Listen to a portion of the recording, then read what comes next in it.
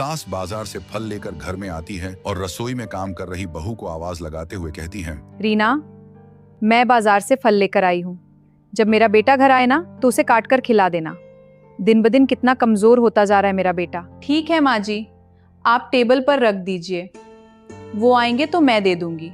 सास फल टेबल पर रख देती है और जाकर सोफे पर बैठ जाती है। कुछ देर बाद रीना फल उठाने के लिए आती है। तभी सास ताना मारते हुए कहती है, सुन ले मेरी बात, ये फल सिर्फ मेरे बेटे के लिए हैं। ऐसा ना हो कि खुद ही खा जाए सारे। ये सुनते ही रीना का चेहरा उतर जाता है। उसकी आंखों में दर्द साफ दिखाई देने लगता है। वो दुखी होकर कहती है, क्यों माँ जी, क्या मुझे फल खाने का मन नहीं करता? क्या मेरा कोई हक नहीं है? ज्यादा बहस मत किया कर मुझसे। उठाकर ले जा इन्हें और ध्यान रखना।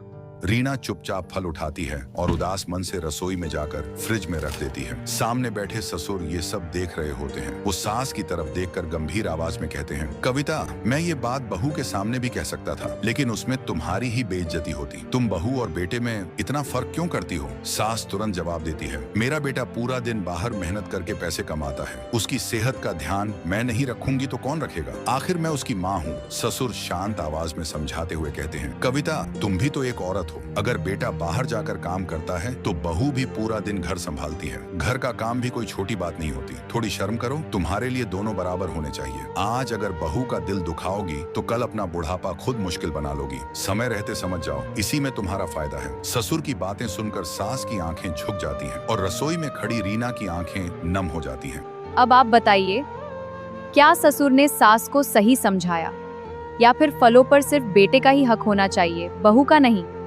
अपनी राय हमें कमेंट में जरूर बताइए और रोज ऐसी भावुक और सीख देने वाली कहानियां देखने के लिए हमें फॉलो करना मत भूलिए। प्रेम से बोलिए, हर हर महादेव।